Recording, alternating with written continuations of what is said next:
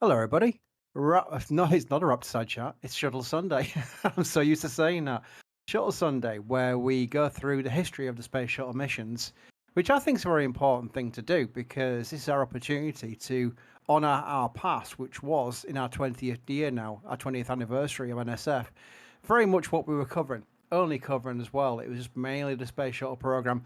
So this is our opportunity to go through the history of it using assets that are both public and L2, so you can get more of a width of coverage, which means I have an absolute mass of resources to show you for this mission, STS-29.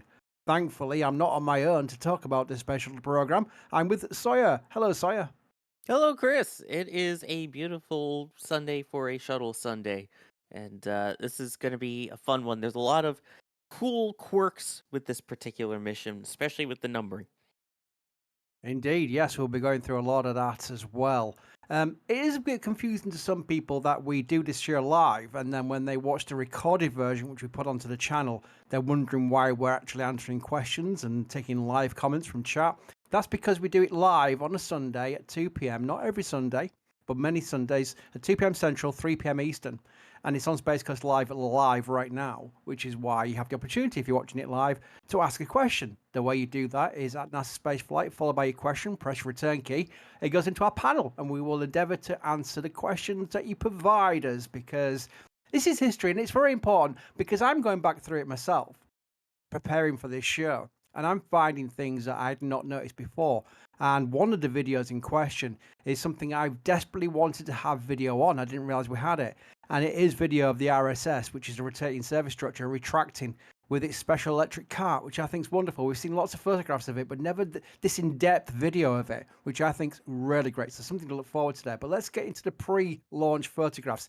By Let's the way, did start you with say our... that we endeavor to do? Oh dear, we You started made your already, own pun Sawyer, on have it. we? Hey, you made the pun, not me. That was It good. doesn't count. It doesn't count though if it's unintentional pun. Doesn't count because, as we all know, boys and girls, and as you're learning with the shuttle history, is that Atlantis is the best shuttle. So there we go. Right, the patch, the patch itself. Sorry, do you want to talk? It's not the most elaborate patch of the space shuttle program, I must admit, but there's always something involved with these patches. I wonder if you can spot anything at all, sorry, because it is quite dull compared to most. You want to say it's dull, but let me read the official description of the STS-29 insignia, and it sounds anything but dull. This is one of the most verbose and colorfully languaged descriptions I've ever read. The STS-29 insignias was designed to capture and represent the energy and dynamic nature of this nation's space program as America continues to look to the future. The folded ribbon border, the first of its kind in the shuttle insignia series, gives a sense of three-dimensional depth. The stylistic ohms burn symbolizes the powerful forward momentum of the shuttle and a continuing determination to explore the frontiers of space. The colors of the US flag are represented in the insignia's basic red, white, and blue background. In the border, the 7 stars between the STS-29 crew names are a tribute to the crew of Challenger. Tell me that doesn't sound so grandiose, even though it's Hmm. kind of a meh patch. That sounds like the sales pitch from whoever designed this patch and sent it to NASA saying, "This is an amazing patch and let me explain why." And someone's fallen for it because I must admit, a lot of the space shuttle patches are amazing. I mean, they really are beautiful. And it is something to bring back to modern day, is something we had in the back of our minds, along with the NRO patches, which I always find amazing as well, for our patch designed for Starship. No leaking, but the patch for Flight 9, whenever that launches, is due out soon. Remember, we usually release our patches at full stack. Now, I've gone way Starbase here, so let's bring it back to Shuttle, shall we? Here we go. Let's look at the crew. Let's talk about the crew, shall we, Sawyer? Here we go. Why not? So that is our crew for this flight. You have Commander Mike Coates, pilot John Blaha, then you got Bob Springer, James Buckley, and James Bergin. So two Jameses as MS2, MS3 there. I'm sure they all had their nicknames so that they don't have to say which James specifically as they typically do. So this crew, I was just telling Chris about this before we started. Originally consisted of Coates, Blaha, and Springer, and they were going to be flying on STS-61H, which was supposed to be in June of 1986. They had also added on two different crew members, Nigel Wood and Pratiwi Sudarono, Sudarmono, excuse me, who were supposed to be the first British and Indonesian astronauts. Obviously, Challenger happened, and that kind of went away. So instead, those three original ones, Coates, Blaha, and Springer, were used to help keep the mission controllers and everyone sharp in the time between Challenger. They actually flew something called STS-61MT, which was a 32-hour simulation at Johnson that they never left the ground. They never left the Johnson Space Center, but it was a good way for all the teams to stay sharp. And then, of course, they got assigned to this mission, STS-29, which technically is the 28th flight, which technically is STS-29R, because technically STS-61A was STS-29, and if you thought Starlink numbering was bad, there's the shuttle for you. Yep, there you go. I mean, that is where the numbering system, they could have gone 1, 2, 3, 4, 5, like they were originally, but then it got complicated. At the end, it didn't. We got into the more just naming the numbers, which was fine. But yes, during this part of history that we're covering now in the 80s, going on to the 90s, there's a lot of these strange designations that make the Starlink, as Sawyer mentioned, the Starlink mission naming pretty normal in comparison. There we go. Let's move on to the next photograph. There's Discovery on the I laughed because the story behind this. You can see Discovery being lifted from the transfer aisle over to the high bay. You can see the external tank and SRB, and it's on the sling. The sling, which I famously said during the preparations for the exhibit in California for Endeavour, it can't be the same sling. It looks brand new. It basically been refurbished. And then later on, we had someone on with Jack on his show there saying, yes, it is the actual sling from the VAB. We've taken it over to California. So I was like, that's whenever I see that sling, I'm reminded of that faux pas on that live stream. But that is a great view. It's quite unique as well because it's from the side almost. As such cool, I'm yeah, the rotation as it rotates it, because again, it starts straight up, then they rotate it over, and then they align it up with the tanks there. Because otherwise, right now, if they put it straight over, the wing would smash into the external tank. Yeah, there we go. Let's move on to the crew. That was crew walkout. A lot of these be out of order, but we basically got preparation photographs here, and this class is a preparation. They're coming off the T-38s. I think I've got another photograph here. There we go. There we go. There's the T-38s. T-38s pretty much known as the company cars of astronauts. They fly around in them. They literally are basically all qualified to fly in them, and they all come to the shuttle landing facility ahead of a launch in a T-38 usually. I think there was some missions where they came in the shuttle trainer aircraft and Gulfstreams and what have you, but mainly I remember from my history of watching crew arrivals, they all flew in on the T-38s. What was the main experience for you, Sire? Seeing the astronauts arrive ahead of launch on the shuttle landing facility, was it mainly T-38s? Oh yeah, it was pretty much always still the T-38s, and I believe that's still kind of what they use to this day. So it's a classic. Let's zoom in on the. I didn't notice the actual wording there. Service aircraft with grade JP4 fuel. If not available, TO number will be consulted for emergency action suitable for use of aerodynamic fuel.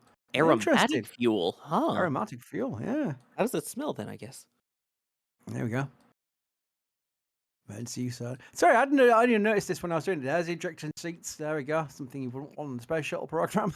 Yeah, Hey, there we go. Crew walkout had again. it There's a for a crew. short while. Yeah, indeed, I know, but would he ever have used them? I don't Of know. course not. Cake. The cake is still not a lie. The cake is there again. The cake is a patch. Yeah, but we had that on the last Shuttle Sunday as well, which is quite fun. That they had a cake on their table. Looking very dapper, aren't they? Look at this crew here. All All in their suited up. suits. Yeah, they're Yeah. suited up, but the wrong suits. Here we go. So upon straight away, there's the patch again. Now, I don't know if this was pre-launch or if it was mainly the, it could have been the terminal countdown demonstration test. It could have been that, really. It's hard to know from the history of things because a lot of things don't have dates in them, but that is That basically the flight deck. that is actually in the shuttle simulator in Houston. There we go. And that answers that question then. There we go. And the satellite in question, which we'll be talking about. Let's talk about, I'll tell you what, sorry, we'll hold until I've got more photographs of its deployment during the mission photographs to talk about this. But this is the TDRS. This is the main satellite that was tasked with being launched and discovery on this mission. And TDRS still gets mentioned to this day because the ISS communication, as you hear on like spacewalks and dragon dockings, you'll sometimes hear about handovers And that's related to TDRS satellites. So it's all very much related. I have a video to show you all, boys and girls. Now, I'm going to get this in order. This video is very short, but it's of the rollout, and I do like it. It's actually got some commentary on it as well, so do let me know if you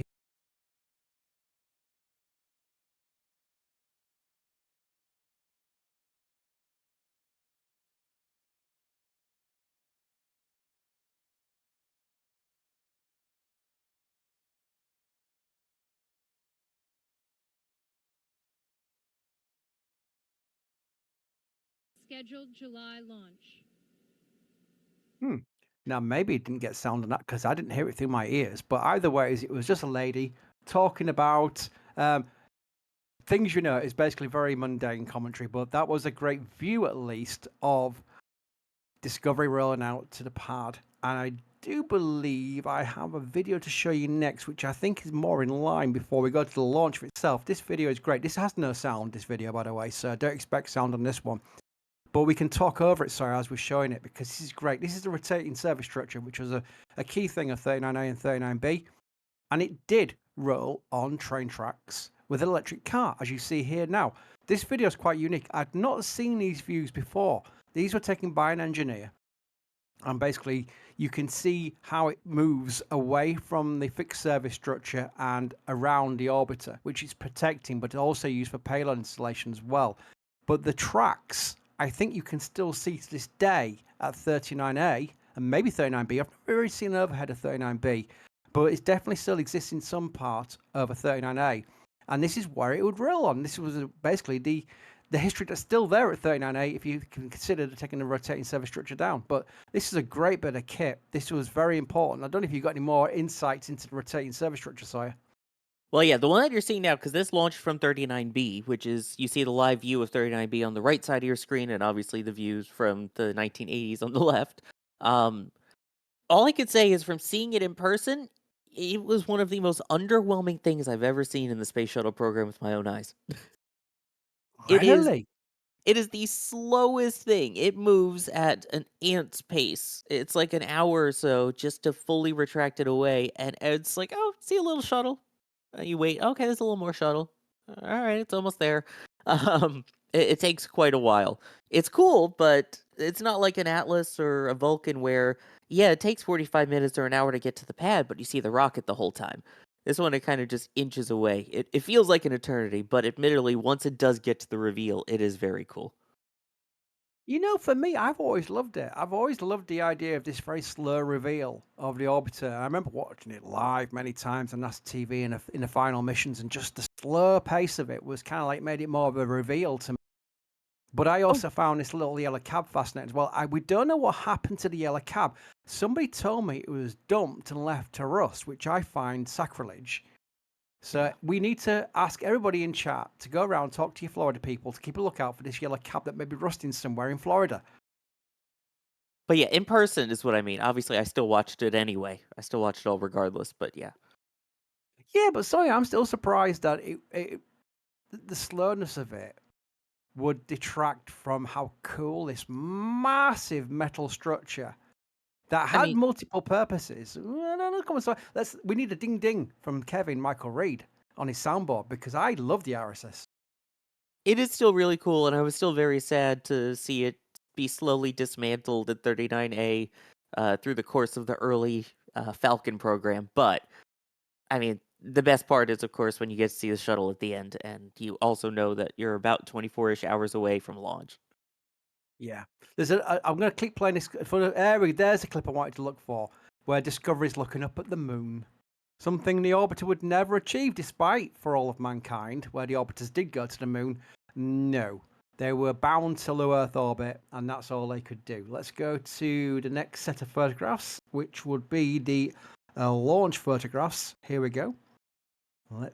These will be out of order a little bit again, but I don't care because they're all winners. As far as I'm concerned, this is a lovely one to start with. This Oh, the arc you can see there from the roll program. Let's zoom in a little bit. Here we go. We've got the zoomies.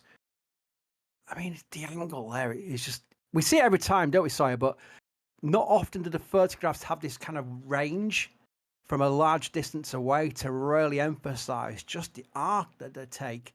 I mean, Sawyer, if I'm not being too presumptuous, could I ask you why they had a role program? Yeah, well, a lot of it all came down to basically the inclination that you wanted to go to, and also the need for the communication systems with the orbiter. So on launch, you typically would have the orbiter with the top of it, as you see there, facing the Earth. That way, the antennas would be able to talk with it. Of course, TDRS helped with that eventually, but still, you had all the ground-based tracking. Also, again, needing to get aligned into the orbit. This one went into a 28.45-degree orbital inclination. So rather than having to rotate the launch pad to get the rocket into the orientation you want, you just rotate the rocket instead. Although there are launch pads where they do rotate the pad itself instead. Absolutely. Thank you, Sawyer. Yes, I did, by the way, boys and girls, know what the role program is. It's just I want to give Sawyer the opportunity to give a better explanation than I would come up with. Sawyer has a way with the words that I don't. I want to thank some people now. Again, this is where it gets confusing for people watching a recorded version of this, where he's reading out superchats from a recorded video. No, this is a live show that we record and put on a channel later. Severin, we were talking to last night in Starbase Live about Shuttle Sunday, so welcome, Severin. I'm glad you made it. Why didn't they just catch the shuttle with chopsticks? Ah, dear me. Ah, dear me. Severin, you're doing so well. You're doing so well there. I'll tell you one thing, though. The whole thing about landing on a runway was a big, big deal. I mean, that was probably the era of, well, this is a crazy idea, but let's bring the actual vehicle back for a landing on a runway. That was probably in that era, in the 70s and 80s, some kind of like wild chopsticks idea to them, because to date, they were basically landing them splashdowns in the ocean like they do with Dragon to this day. Starliner, no, because it comes back to land, but it's still a capsule that lands that way. It's no like rollout. But we'll get that back with Dream Chaser, remember? Dream Chaser, you've not heard too much about it because it's still waiting in the wings for its first launch on Vulcan, but that will be a runway landing again, so we'll get that back. Ronald got something from the store with a thank you on the end of it. Just a thank you. That's really nice. Let me see if the pop-up will happen on Space Coast Live. Let's see. I'll give it a chance to see if it'll come up on the thing. No, it's not going to do it. But you got something from the store. Very much appreciate your support. That's very important. Thank you very much. Yes, we have to make a workout where we're doing it live on Space Coast Live. It'll pop up on Space Coast Live as well. It might be on Starbase Live, in fact. I don't know. Either way, let's move quickly on. We do have some questions. What I'll do is we will move on to more of these launch photographs, then we'll take your questions, and then we'll do the launch video. How about that, boys and girls? That sounds like a plan, doesn't it? More. Oh, look at this. Oh, my word. I mean, I basically downloaded all these photographs. I've seen them all before. But, I mean, come on. Sharp that is. Isn't it? That is beautiful. I mean, I obviously when I was downloading them from these are from L2, these. I didn't realize how well it'd look on this big screen that I'm using to present to the show with, and it really cool, I must admit. I think that's iconic. Again, it's so iconic that Hollywood movies to this day will still use the space shuttle despite the fact it's been retired over 10 years. And people do laugh at that, and I'm one of those people who do laugh at that as well, but it's just iconic. It's something you can show in a movie, and people instantly go, space shuttle. You can't yet do that with Falcon 9, unbelievably, despite the amount of times it's launched. And I also get people that come up to me when I'm out watching a launch at a public viewing site going, "Oh, is the shuttle launching?" And you go, what is this? It's 2025. Do you know what's happened in the last 10 years? Again, the reflection shot. I do love this. We see this with other vehicles as well. Of course we do. But again, there's something different with the SRBs. They're so bright that the reflection shot from these vehicles tend to be more. And I tell you what, sorry, I know SLS's history. SLS's future isn't. Well, that's where I'm going. SLS is probably where it came from. SLS's future isn't looking too bright right now. Again, it's not confirmed. It's a skinny budget. They'll refine it. It might not be the case, but it's not looking great for SLS. But we're going to get 2 more launches, it looks like. Do you want, Sawyer, Artemis 2 to be a daylight launch for opportunities like this, or do you want another night launch? Day launch. After Artemis 1, which, keep in mind, the first 2 times they tried to launch it were both day launch attempts, and then it ended up launching at night where it was super humid, so all the lenses kept fogging up, and you wanna be able to see the detail. I mean, that shot that we just saw of the shine on the orbiter, you would not be able to see the shine on, the top of the rocket or anything as well at night. And once it clears the pad, all you're getting basically is shots of the engines. It's so hard to get shots of the vehicle, and that's difficulty is added too with having those bright solids on the side. Very good. I have worked out what Ronald got from the store. You got yourself a print, a really cool print as well. And the print itself is called 6 Years of Progress, which is a wonderful one. I'm going to click on it and see if it'll tell me who took that photograph for us. It's a Starship one. I am looking through the description. It does not tell me who took that photograph, but it'd be one of our photographers because we obviously wouldn't be selling anything in the store that is not from us that we couldn't sell. So it's one of our one of our great, a sleek, smooth aluminium panel with vibrant colors. There we go. It's a beautiful, beautiful print. So well done. Thank you for getting that. I By the do way, have a the question. Oh, Yes, I go. was Sorry. just gonna say really quick, by the way, while we're talking about how beautiful these pictures are, it's a good thing that they're gorgeous because earlier that day when they tried to launch this, it was not nice. It was super heavy ground fog and also bad upper level winds, which they had to get a waiver for. So they got the waiver for the orbiter's wing loads on that. Although originally this was supposed to launch on what would eventually be my birthday, February 18th, but they had faulty LOX turbo pumps and the main engines. Then they tried for the 11th, and then they had a failure of one of the basically onboard computers. The what's it called? The master event controller. And then finally, they had to replace a faulty pre-burner and one of the oxidizer valves, and then they had the fog issue. So obviously, you see the photos, it cleared. Very good. More launch photographs. We are getting to a question from RC Horseman. I think the clue has been given away already, but I do have a better one. In fact, let's go back to that one because I think that one does show it. The crane. RC Horseman, is the crane still in this edition? Yes, the crane is still there. There we go. There's the crane. The crane is still with us. It won't be for long. Well, I'll say long. I'm not going to say when. I'm going to leave Spoilers. it as an open question. People are probably wondering what we're talking about here. We had the crane from the Apollo era, and they modified the tower, the fixed service structure many, many times over the years of the space shuttle program. Eventually, it did become pretty much the iconic view you saw in the latter missions, but we still have some history relics there, and that crane is one of them. And that's why the crane is still there. And when Jack's on the show, he always finds that fascinating. There's another launch photograph, and this is a great photograph. Can you work out where this was taken from, Sawyer, just from this photograph? Uh, this is 39B, so there's a. I'm trying to think. No, that would be the other side for that curve in the road. Um, Possibly from one of the beach roads. I'm not sure off the top of my head. I haven't set up cameras at 39B, only at A. That's a crane. I was eventually finished before I did the crane. By the way, people ask what that is. That's a beanie cap. That's for the GOX offload, which basically takes it away from the orbiters, basically away from the stack itself for safety reasons. There we go. It's a great view, though. I love the different angles we sometimes get. I mean, this is more of an iconic angle coming off the pad there. There's a fixed service structure, and there is what I was talking about earlier. That is actually what you can put payloads into the orbiter while it's at the pad. And you see the handles there. They are literally latched onto the handles that are taken off the orbiter's payload bay doors ahead of a launch. But that's when you can open it, because the doors would not open themselves on the motors on Earth. They could only open in the microgravity of space. The motors were not powerful enough to open themselves without under their own power on Earth. True story. Very I true.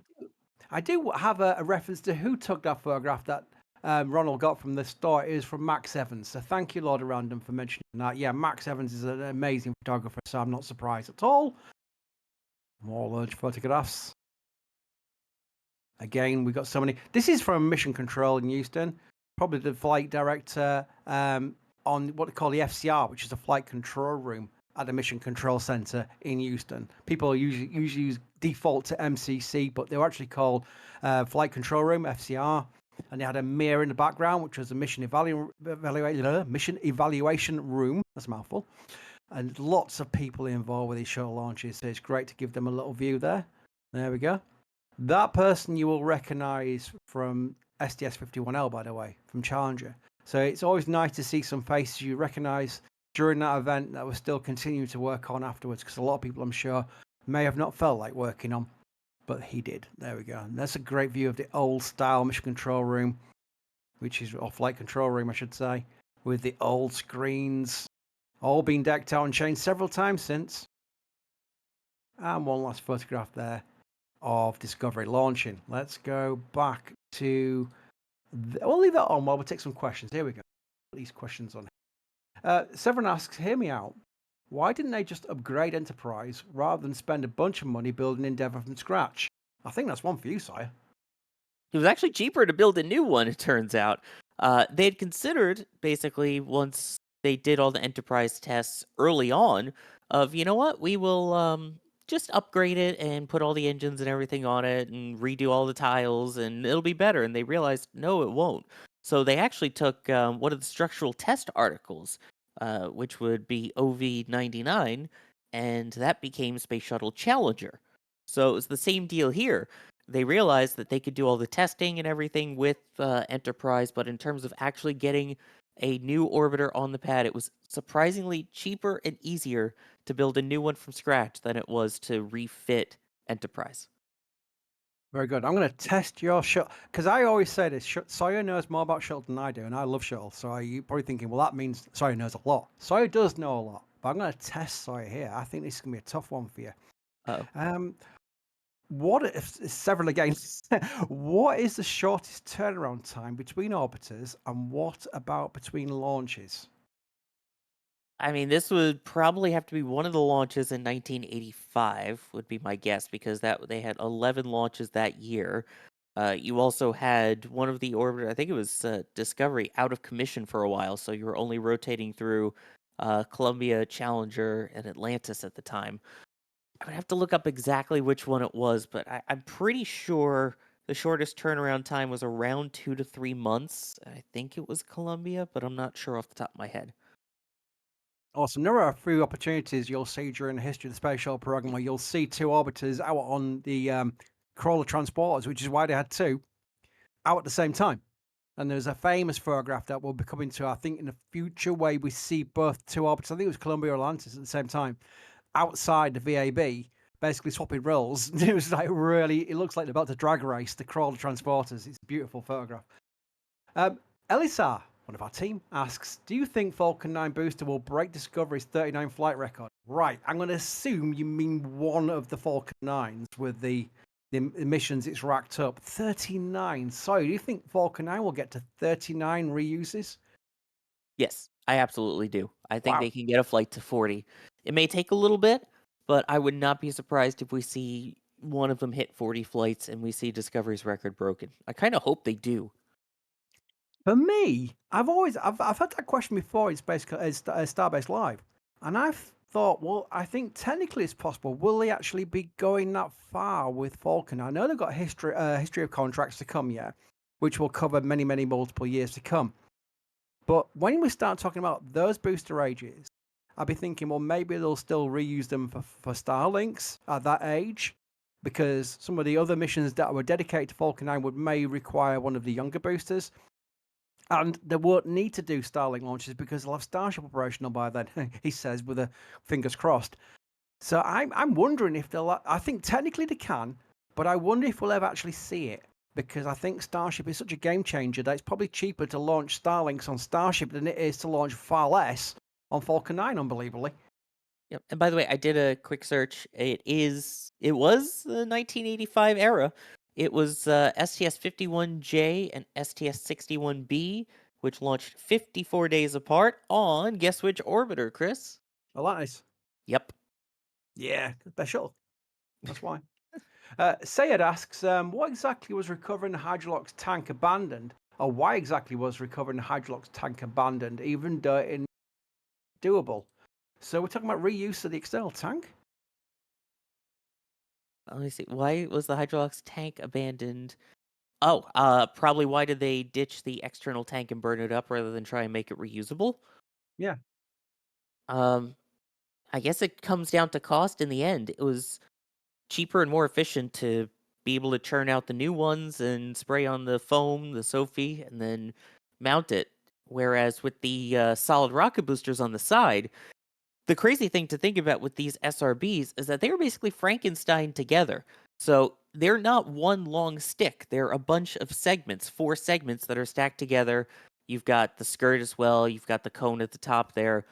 All of those have flown on multiple different flights. So it's not like all 4 segments fly on the exact same flight every time. So you could have a segment in there from STS-1, a segment in there from STS-27, all different missions on the same left or right SRB. I love when I read live chat at the same time again for people who are wondering on the recorded version we do this live, where someone types in capital letters wrong. I'm thinking, what? Sorry, can't be wrong with his answers. Maybe it's me. It's because I've just recently mentioned Atlantis is the best shuttle. The shuttle fraternity all have their favorite orbiters. It's well known. It's been known ever since I've had internet access and talked about shuttle to other people. Everyone has their favorite orbiter. It tends to be the first one they saw or the first launch they saw. That tends to be the reason they have picked that orbiter as their favorite. So it is quite funny, but yeah, I just caught Conor. I thought, wrong. Hang on. Oh, he means Atlantis. Oh dear. Lord of Random, please tell me which is your favorite orbiter, just for confirmation. Thank you. Yes. The correct one, Endeavor. See, sorry, you're going to get another wrong in chat now, and people will be going, "Ooh, they're getting it wrong. These so-called shuttle experts." I tell you what we're going to do. We're going to play 2 minutes of launch video. How about that? Well, it'll be 2.5 minutes because I think we start T-minus 31 seconds. Here we go. And this one should, fingers crossed with Jay in the background. Jay probably did this because I always make a fault of not mentioning the producer in the background. That's probably what Jay was thinking. Well, he's not going to get sound then. Thank you to Jay in the background for making sure everything works. I am going to try and find the launch video, which I believe is this one. Bear with me while we hopefully get sound. Let us know in chat.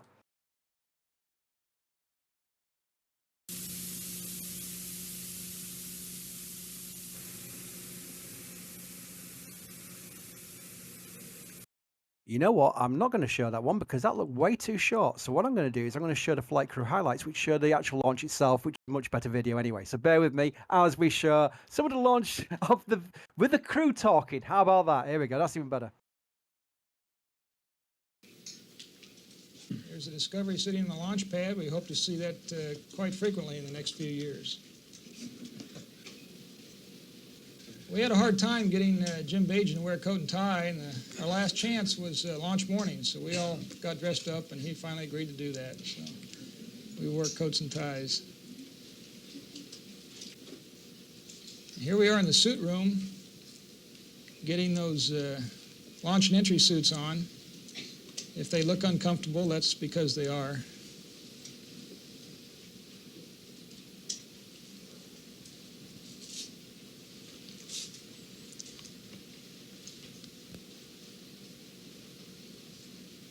And we're walking out of the crew quarters into the astronaut van, looking like 5 orange doughboys here. If we ever end up in the water, we'll be glad we have those suits on, but they sure are uncomfortable to wear, especially if you're used to the old flight suits that we wore for so many years. Of course, as most of you realize, we had a couple-hour launch delay waiting for the fog to burn off and the upper-level winds to exceedances to go away. So we were really pleased when they started the countdown out of the 9-minute hole. After 4 hours on our back, it was a relief to start counting down again and realize we're going to go fly. Turned out to be a beautiful day once the fog had burned off.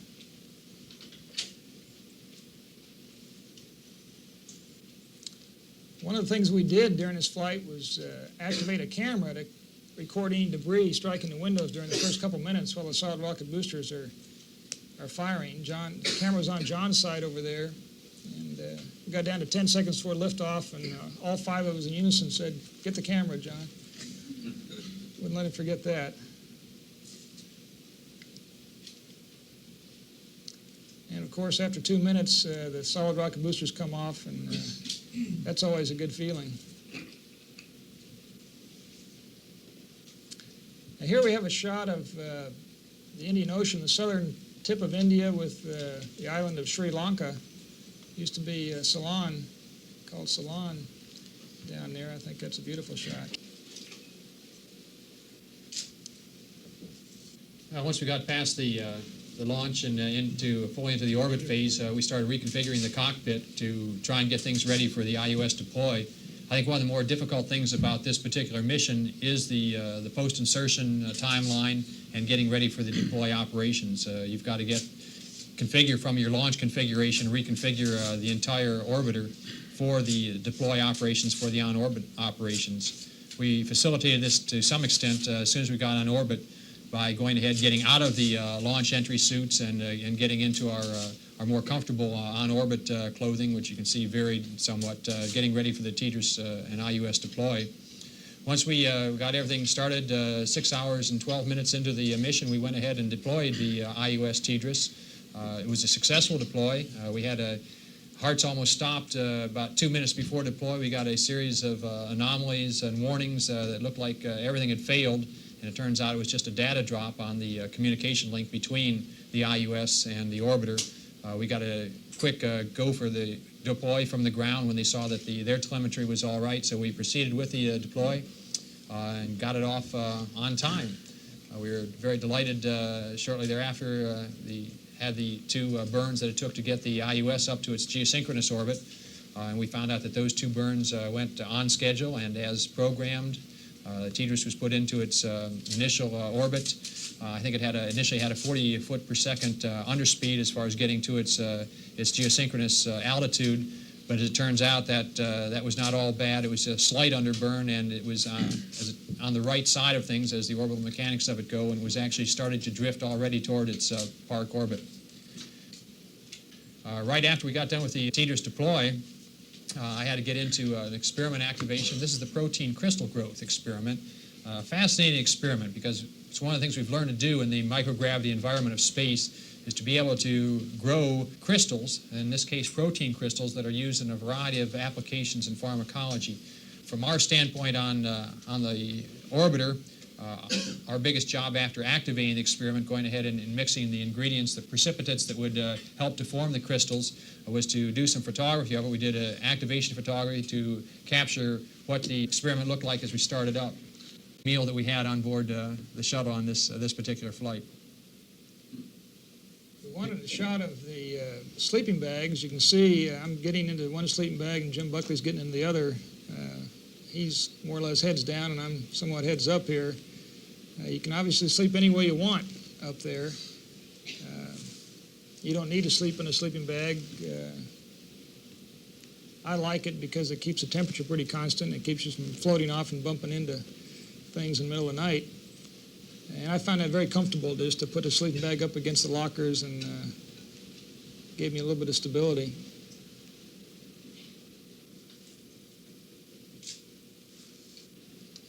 To a fluid when it's released in the microgravity of space, and of course a fluid will tend to assume its minimal energy level, which is a sphere, and that's the science part of it. The fun part of it is watching a bunch of grown men trying to play with bubbles of fluid in zero gravity. We tried very hard to get two two spheres to float together to see what they do. That may be impossible. We couldn't do it in an hour or so of trying. This is actually remarkable. This is a remarkable shot because we had, this was just the morning before our press conference on board the shuttle, and we had all changed into clean clothes. Mike had gotten cleaned up, put on a clean white shirt, and then proceeded to play with drops of strawberry juice, which he managed to splatter across his white shirt just before the press conference. Well, this tells the truth. We said we wanted to fly tortillas, and we're more interested in that than fresh bread, but I think it was probably more for the aerodynamic qualities of the tortillas than their actual flavor. Interestingly enough, though, that proved the tortillas proved to be a very good bread substitute. Didn't crumble as much. The suits we normally stored in the airlock, except when we first got on orbit. When you're not in them, there's no weight. They just kind of take on a life of their own, and they take up a lot of room. And here we are, just kind of playing around the night before. We pulled the suits out to check them out to make sure everything was set up the way we thought they should be, and if there was any repair or servicing they needed, we could do that. And it just shows, there's only 2 or 3 suits in the picture, and there's actually 5 of them there. It takes a lot of room. Here's we're just going through a suit donning here. Bob and I, Jim, just helping us a little bit to get in, and you find you can just kind of float and just kind of, with more or less effort, pop on through. I don't have to worry about catching my hair on the neck seal when I come through, so it's probably a little easier for me in that respect. But they're fairly quick donning. The biggest trouble is getting the zipper. You have to pull around. And you always can, most of us need a hand. All of us don't. I certainly do. It's the shot of a sunset again. We really enjoy the sunsets and sunrises, as you've always heard. Whenever we have a cloud mass sticking up into the atmosphere, it's a beautiful sight.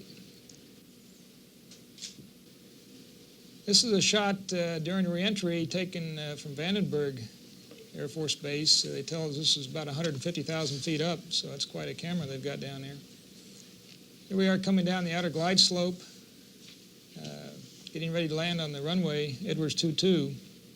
We do so much training in the shuttle training airplane that once you get down below about 15,000 feet, you feel like you've been there 100 times before. It's a very comfortable situation. The only difference is the wind noise. Of course, in the shuttle training airplane, you have the engines running all the time, even in reverse, and it's a little bit noisy, and you don't have that, of course, with a shuttle. So you can hear the wind noise. We're very interested in doing a braking evaluation, which is why we landed on the runway. And we wanted to follow our normal braking profile and put about 25 million foot-pounds into each of the main gear brakes. And we hit that very close. I think we had 22 million in the left side and 29 million foot-pounds in the right side. So it was a very successful test, and it responded quite well. We were very pleased with the brakes. Since it was so cool outside, about 40 degrees, we elected to keep the launch and entry suits on instead of trying to struggle out of them down in the middeck after we landed. It's really crew preference. Yeah, I like that. I like the. I agree with you, Eric. The narrated by the crew videos are the best ones. We had like a launch video, which is from a VHS tape, which was pretty kind of janky compared to the great views they had on the presentation. This is post flight. They do a presentation to the press, and they have better footage. So I thought it's probably a better one to show, and it covers landing as well. But I do have a landing video later, which is really quite cool. But we're going to go through some mission photographs of things you may have seen on that, such as the TDRS deploy. But I want to start with these, Sawyer. These are photographs that you've provided me. Here we go. So you want to talk about these? Sawyer Flex time, absolutely. So, it turns out that in my extensive collection of space-flown stuff, I found some of the original film positives that were from this mission. So if you look on the left side, you can tell exactly when it was taken. So 15/13/17 was the time code on it. And you could see there it also has STS-29, the mission designation, and this was on Kodak safety film. So yeah, this was the original. They're pretty large frames too. This is closer to 70 millimeter size than it is 35, but that's one of the external tank falling away. And then there should be another one with the payload inside of the payload bay. There you go. Again, with the tail there, you can see that one was 03/20/28 on the date. So I just happened to find those, and I was like, oh, all of a sudden I'm looking, researching this mission. I'm like, wait a minute, I have stuff from STS-29. So there you go. Sawyer Flex. There we go. It wouldn't be a Shuttle Sunday without a Sawyer Flex, I must admit. Let's go. I've got a lot of photographs. I'm going to skip through a lot of these because we have so many. I want to move on to the actual payload itself, because we've not really talked about TDRS too much. But these are obviously on-orbit photographs taken by the crew. Lots of them cassette tapes. Memories. Boys, wow. all the youngsters here, right, will not remember these. What the heck are those? Where pencils would come in very handy and biros would come in very handy if your spool had come out. Yeah, but they're cassette tapes. That's what we used to listen to records and stuff on, boys and girls, before CDs. What's the record? No, I'm kidding. Oh, my word. But yeah, Nice stuff. it was really cool. They had a whole bunch of different experiments on board as well. There was one where they actually took bones out of mice. So obviously, they wouldn't be able to do this today to see how bone growth worked in orbit.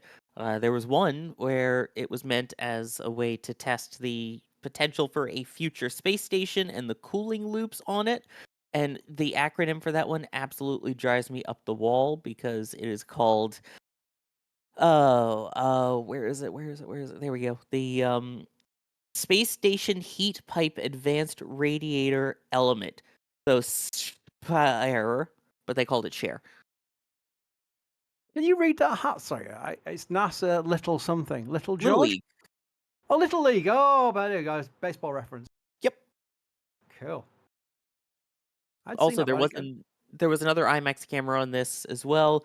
This one was for one that came out after The Dream is Alive. This was a different one that was called Blue Planet.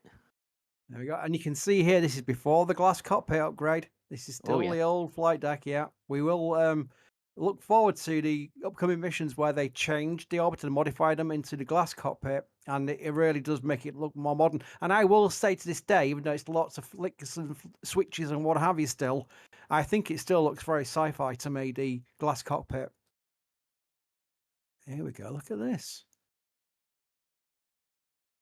There's a site. I can't read the writing on that, and I don't know if I'd be asking you to do that, Sawyer, either, I'm because it's pretty quite sure that would be. I wonder if that's the wives of the crew members that took a wow. photo similar to the actual astronaut crew photo. Because you see, they still have the mission insignia in the top right. They're all wearing the shirts.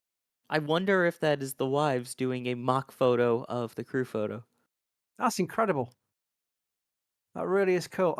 Imagine if he's gonna be in such he won't get into trouble ever again in the rest of his life with his wife because he's look what he's done. He's like, look, I've taken this for you in space. There we go. Yeah. Oh my word.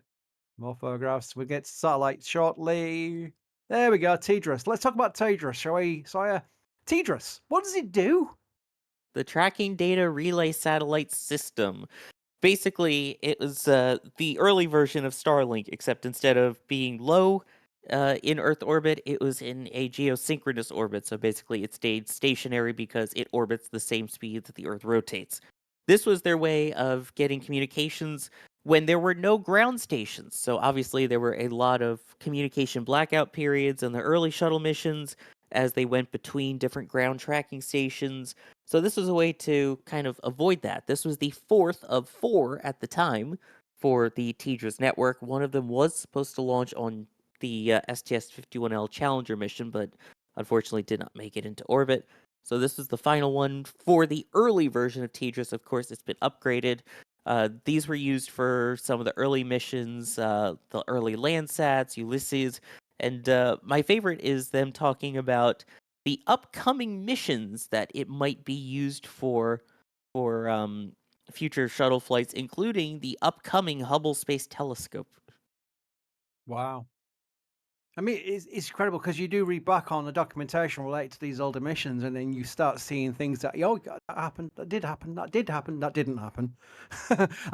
We're going to have a reference to Shuttle Centaur at some point. Oh, my word. Yep, the ones that it referenced specifically, they will be joined in the future by the Hubble Space Telescope, the Gamma Ray Observatory, the Upper Atmosphere Research Satellite, and others. There we go.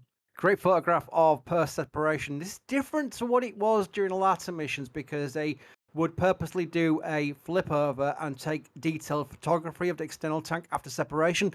That would help with the foam loss evaluations on the external tank and any potential impacts on the orbiter, a post-Columbia thing, obviously. But in this case here, you do get to see the burn marks of the SRB separation motors. There we go. And you used to get a very thirsty end as well. It's not very clear in this photograph, but you get a very thirsty end from the SSMEs impacting on the aft of the external tank. There's lots of fun little bingo things in there. But yeah, they would then re-enter a disposal corridor, usually over the Indian Ocean, and break up. No one ever got a death cam view of the external tank dying during its re-entry. They tried on the latter missions, but the camera did not work. They did try to get that footage of the external tank destroying itself from on board, but they couldn't get it to work. So that was a little unfortunate thing. Another one there. In fact, sorry, was that the one you got? I'm Similar. gonna go back. I wonder if it's from Similar. the same reel. Yeah, that's fun. Yeah, TDRS deployed. For boys and girls, I keep saying boys and girls, I don't know why. But if you're wondering, sometimes you see the photograph and you think, oh, that's pretty much the same photograph, but it looks a bit different. a lot of these photographs we've got in L2, for example, are actual photographs that people have found in their lofts, or they've worked on the shuttle program, they've had them in a collection, physical form, and we've managed to work out a way of getting them to a store and digitizing them and then putting them in L2. And that's where I love things, because it's preserving it for when you once you digitize these things and put them on a database and you put them on a hard drive, you put them on L2 or on a forum you're saving them for as long as the internet's alive. That's the big deal for me. It's very important, because if they remained as a physical photograph in a shoebox, they could easily get lost in a move or something like that, and they'd be lost forever. Yeah, and by the way, the other thing with the TDRS deploy on this one that was very interesting is the fact that it was very shortly after they lifted off. If you remember Ryan's interview that he did with the Frame 2 crew about a month ago, they basically were saying how nauseous they were and how terrible some of them felt afterwards, dealing with the space adaptation sickness. This was done 6 hours after launch. Most of Wow. these, it takes a couple days to get adjusted to space, and they launched this 6 hours after. Indeed. Is that the IMAX camera you were referring to earlier, sorry? Yeah, looks like it. Mm-hmm. It's a big bit of kit. Yeah, they Oh, made there it it is. much Better photograph. smaller later on. Terry Virts, when I was talking with him, they made a kind of more miniaturized handheld version of IMAX that he used when he was filming. Oh, I forget what the IMAX movie he was in was, but um, they made the camera smaller as the years went on. Very good. Is that a very old laptop? Oh my word. That looks Um, like one of oh, is it the IMAX? I'm trying to work out what it's saying on the thing there. Because laptops on the space shuttle became a big thing. It was a big deal. Obviously during the latter missions, but in the earlier missions, I can't remember when the first use of a laptop was taken up. Obviously, it wasn't one of the earlier missions because they weren't around. wow. I'm trying to. Yeah, I can't really tell from there. Anybody in here who knows their vintage laptops, tell me if that is probably one of the earlier versions. Post in chat or post in the comment section, because most people watch these on a recorded video. So if you do recognize that, there's a quiz question for you there to recognize what model that could be. Cool. Look at the cargo bay. And that's a normal camera they've got, taking some good photography. I do believe we have a lot of views of the Earth coming up. 1 second. That's quite a fun one. Here we go. These are the photographs that were taken probably with that camera. Again, more quiz time. We do like to do location quizzes. People tend to cheat by putting them into an AI and asking AI what the location is. But if you want to be old school and you do recognize it, do post anyway. I do have some very unique photographs in this collection. Bear with me. Yeah, and again, the IMAX movie that they ended up using the IMAX film for on this one, Blue Planet, was basically to talk about all the different things that you could see on Earth. So floods, hurricanes, wildfires, volcanoes. So that's why there's a lot of Earth observing in this particular mission. Yeah, this is the one that caught my eye when I was downloading these photographs. This one here. I couldn't work out if that was Ayers Rock. Don't know if it is. It could be a lake for all I know. My eyesight's not brilliant these days, but that struck me. So there's your main quiz. That's the main quiz one, is that one there. Let me see what we got here. I'm going to do landing video and then landing photographs to round up this Shuttle Sunday. We've worked out quite well on timing. I must admit, I couldn't have planned it better. Amazing. Before you Just do unlike that, I me. do want to mention one more thing here. Yeah. So, as much as they were cameras pointing down at Earth and all of that for the views, especially for this was an interesting mission in that there was also cameras pointing up at the orbiter. There was an experiment that was being done to see if the Air Force could actually track the space shuttle. So it was used as a calibration target for the Air Force Maui optical site in Hawaii. Wow. And look at this live chat. John says AI says, well, it must be true then. The first laptop to fly on a space shuttle mission was the Grid Compass, the 1101, sorry, beg your pardon, model, which went to space in 1983. So there we go, it's earlier. While grid laptops were used early on, including by NASA, they were later replaced by ThinkPads. ThinkPads. There we go. I remember think Yes, pods. the bricks that can destroy anything but will never be destroyed. I remember those. Me too. They were heavy.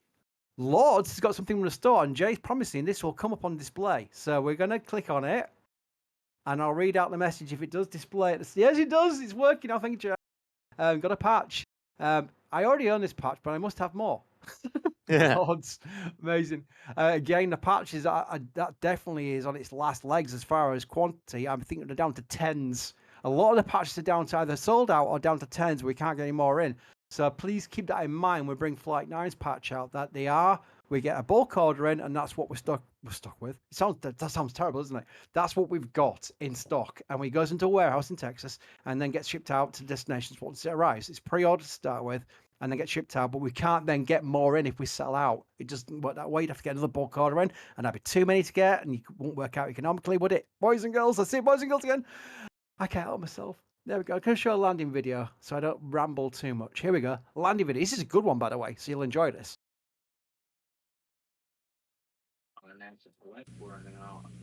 On NASA Select, we're now acquiring a view of Discovery via the long-range optics at Vandenberg. She's 269 nautical miles from the runway, altitude 151,000 feet, velocity Mach 7.7.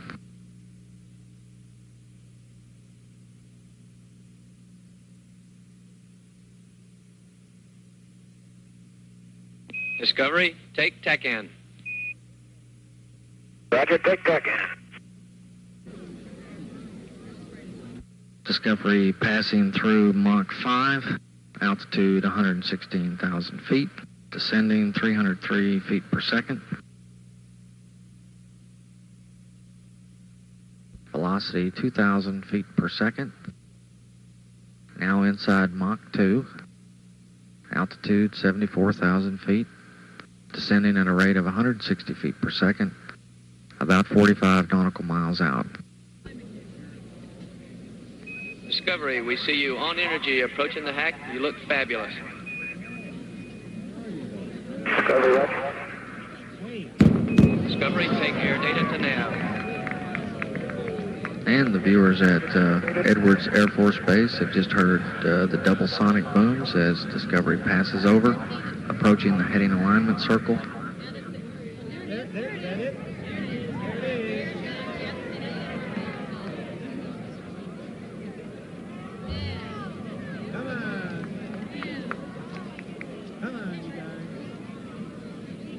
Discovery, state vector transfer to the BFS. Roger, state vector transfer to BFS.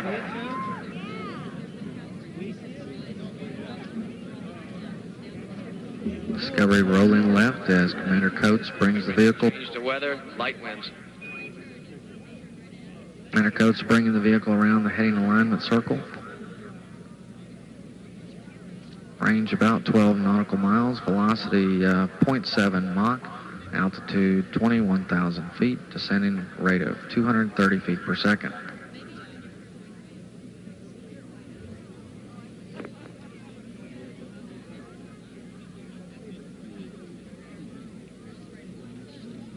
All data looks good in mission control, now about 10 nautical miles to the runway. Angle of attack 7.2 degrees. Flight Dynamics Officer reports looking good, rolling on to final.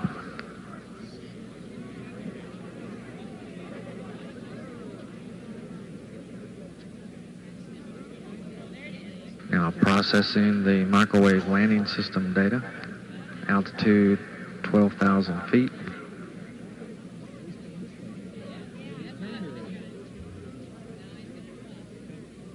Discovery, on glide slope, on center line, surface wind 195 at 6. Roger. Altitude 8,900 feet. About 5.5 nautical miles to the runway.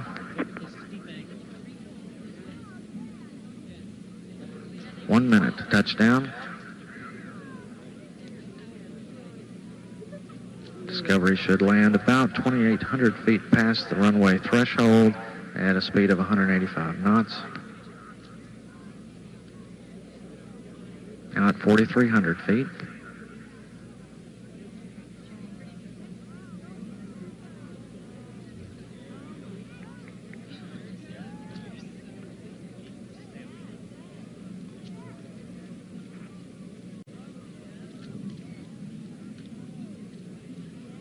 Velocity 0.5 Mach, now below 1,000 feet.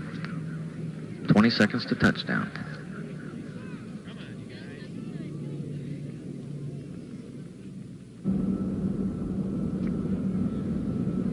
Gear down and locked.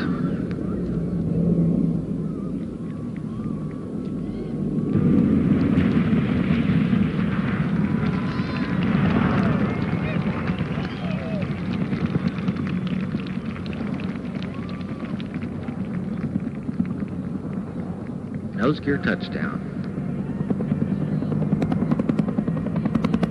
Discovery now rolling out onto final.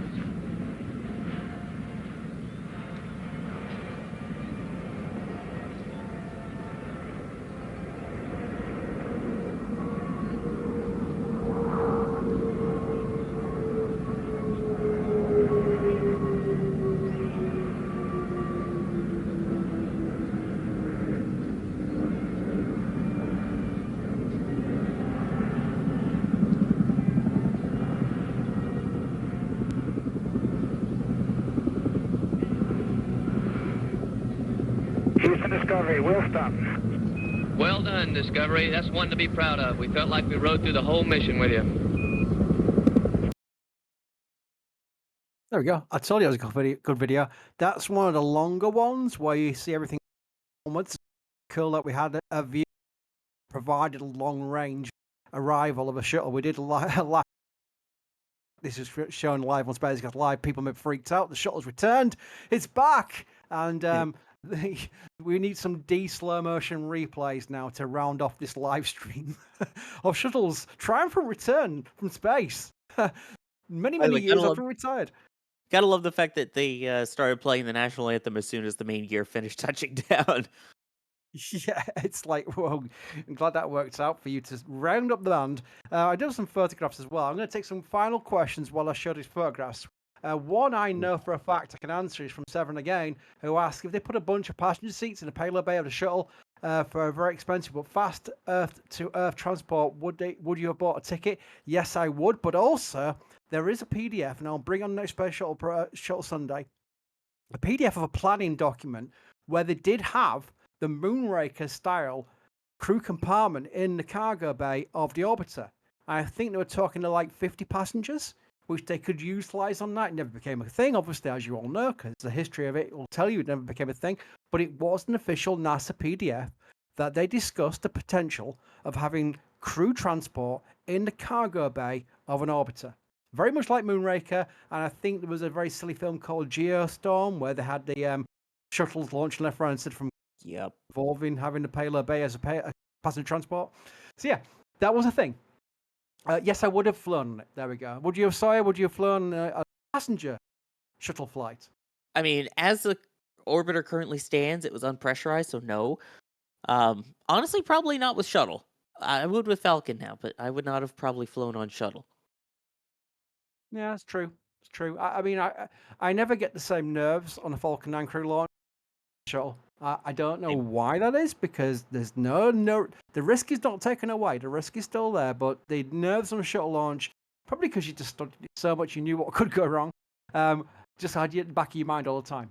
I mean, you still get nerves. You absolutely still get the nerves in person. It is one of the most heart-racing things is seeing a crew launch because you know that there's people on board. But yeah, I was way more nervous for 135 and 130 than I was for any of the crew flights I've seen for Dragon.